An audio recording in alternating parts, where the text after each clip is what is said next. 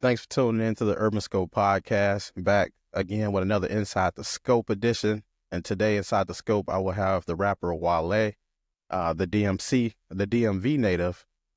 He represents the Washington, D.C. area, known for his laid back flow and lyricism, a true poet at heart, so to speak, and also a hopeless romantic in his music, which I'll get into in a little bit.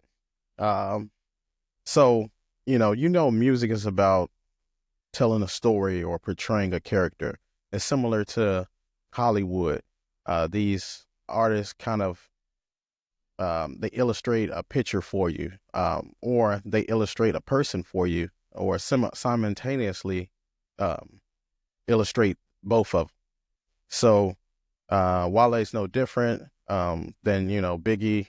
He has the story of being a boss and being the rags to riches story, similar to what Rick Ross is doing now. You have Tupac, who's a humanitarian, who's kind-hearted but also harsh at the same time, in the same breath. And then you also have rappers like Jay-Z, who are the braggadocious rappers. Everyone has their own niche in the hip hop game. Everyone, um, tells their own story because their stories are unique and their stories are different. So, but Wale tells a unique story from the perspective of the man who wants to love, but the world gets in the way of that. So I was listening to Dearly Beloved, which is off of his Faloran 2 album.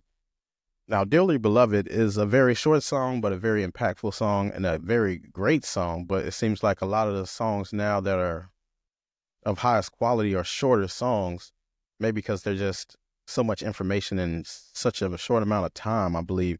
But Dearly Beloved is no different than that. In one of the lines, he says, "Hope you know that your mama ain't like me, and that's why I'm probably not with you today." So that's one of those stories where I was telling you, he wants to love, but things get in his way. But I'm gonna give you another example, the breakup song, and it's from More About Nothing mixtape, not the album, but the mixtape, one of my favorite mixtapes, probably my favorite mixtape from him. But on the breakup song, he says, "Thought this was forever love. Guess that was seasonal. She got back with old boy. She probably had a reason though."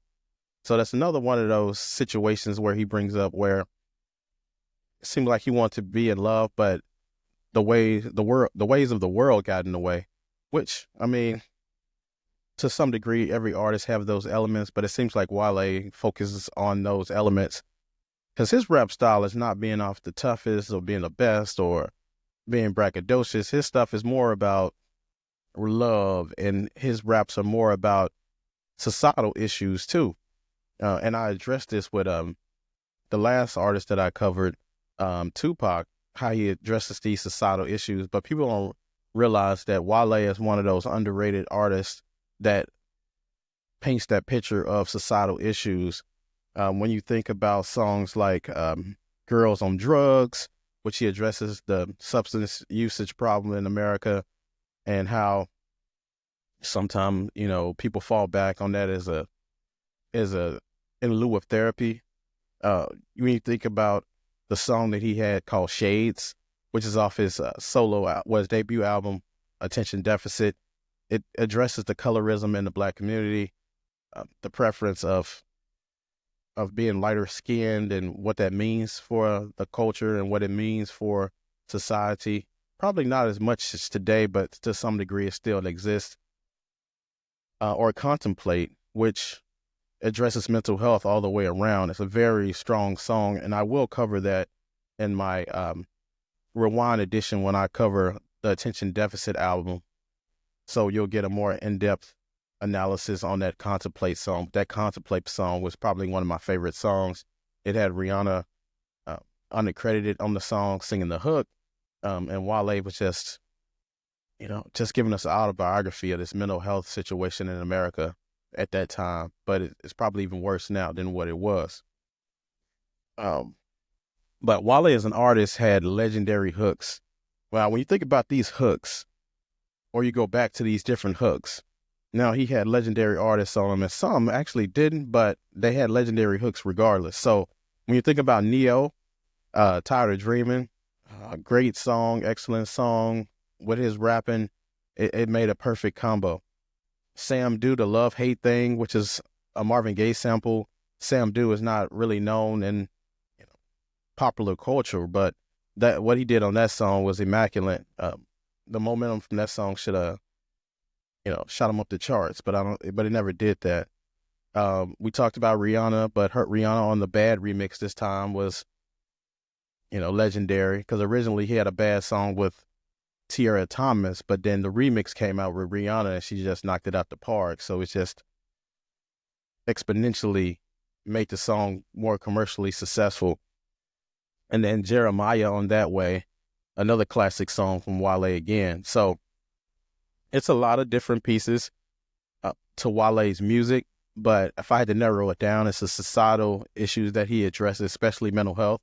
And he also addresses relationship issues, even though on the Breakfast Club a while back, he admitted that he made these stories up and they're not necessarily true. But I don't know if he was telling the truth or he just didn't want to highlight or just talk about his relationship past, as it might have been painful for him. But I think that what separates Wale from the rest of the artists is that he doesn't have those elements of braggadocio, really. I mean, sometimes he does, but it's rare. He doesn't really talk about how much better he is than the next artist. He doesn't really talk about killing, or he doesn't talk about physical violence. He talks about what he knows and what he has experienced. And he stays true to form, it seems, in his music.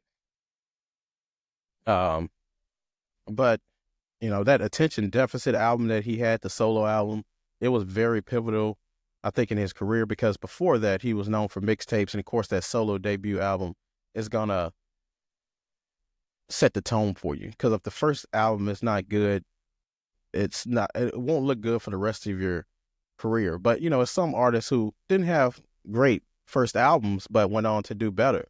But it's just rare. Usually your first album is your best, and usually it's the one that sets the tone for the rest of your career.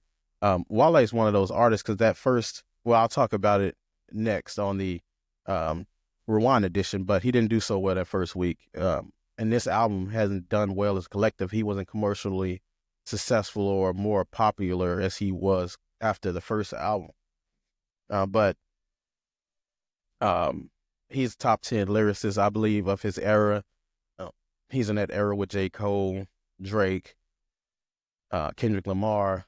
I would put him above, for sure, Drake is a lyricist. I mean, Drake is something different, but, he's in a mix between that. They had that big three rap era when they was talking about Kendrick, Drake, and J. Cole. I think Wale's in that discussion. He's probably top 5 in his era when you think about lyricism, not just popular or sales and all of these different things, because he's more of an introvert, even probably more so than Kendrick Lamar is. He doesn't really do interviews other than the Breakfast Club and things like that, so he's not out there and about like most artists are. But nevertheless, Wale is a very great lyricist and a very great artist who tells a unique story different from most hip-hop artists. And just kudos to him, and hopefully he will be releasing the album soon. It's been probably 4 or 5 years since he last dropped an album, so hopefully he'll drop the album soon. But thanks for tuning into the Urban Scope podcast, and until next time, I'll see you next time.